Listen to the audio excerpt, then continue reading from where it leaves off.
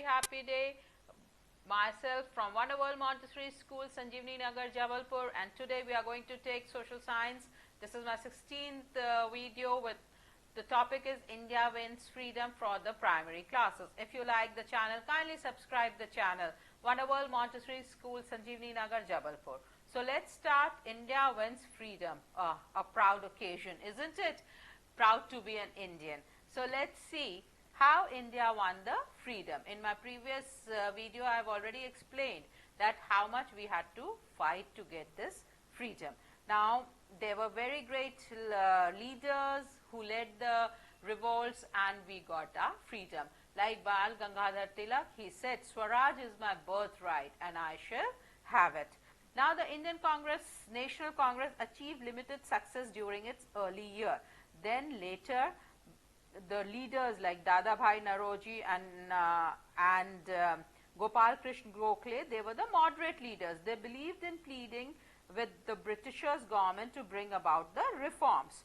Gradually, there grew another group within the Congress. They were called radicals. They wanted to oppose the British strongly. They were in favor of strikes and boycotts. Lala Rajpat Rai, Bal Gangadhar Tilak, and Bipin Chandra Pal. He was like Bipin Chandra Pal is also called Lal Bal Pal. These three were the radical groups. So there were two groups, moderate and radicals. The moderate wanted to plead our freedom, while as radicals they wanted to oppose the Britishers, boycott the Britishers and get their freedom. And with this, we also know that in 1905 there was partition of Bengal.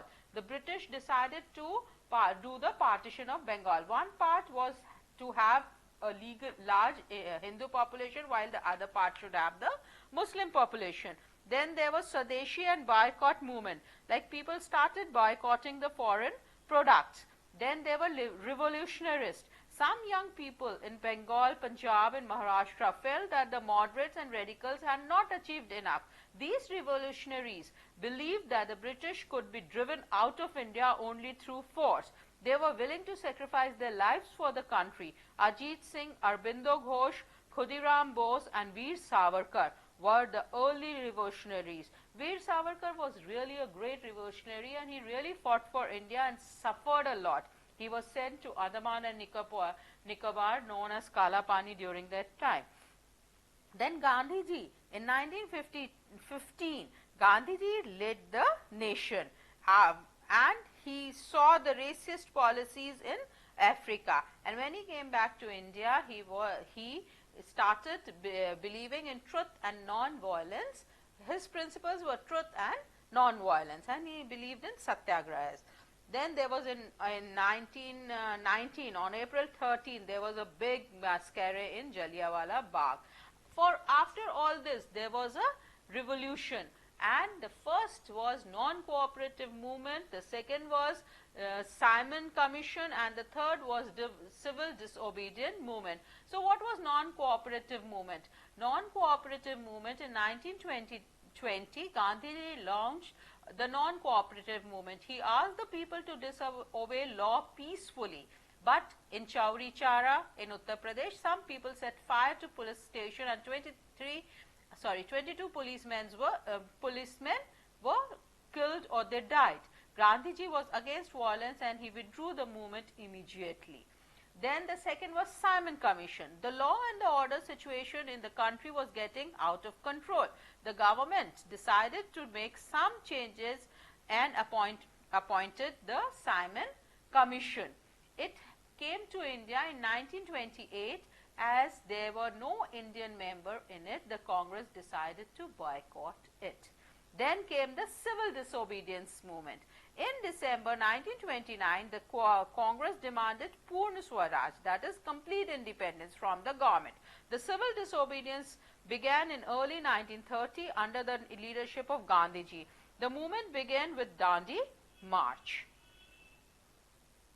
Now, then came the movement of Quit India. In August 1942, Gandhiji started the Quit India movement. The British government was asked to quit India. It was do or die. The Quit India movement came Indian National Army. Indian National Army was led by Subhash Chandra Bose, and it was called INA, and it was also known as Azad Hind Fauj. He fought against the Britishers and he gave the slogan of Jai Hind. Then India becomes free. After the Second World War ended in 1945, the British government agreed to leave India. However, it was decided to divide the country into two, India and Pakistan. On 15th August 1947, India became free and an independent country. Now, you know, when you become an independent country, you need to have a prime minister or someone to rule you, who can form rules and regulations to run a country. Jawaharlal Nehru was elected the first prime minister of India, and Dr. Rajendra Prasad became the first president of India. With this began a new phase in the history of India, and we had the independent India. Jai Hind. Jai Hind, Jai Bharat.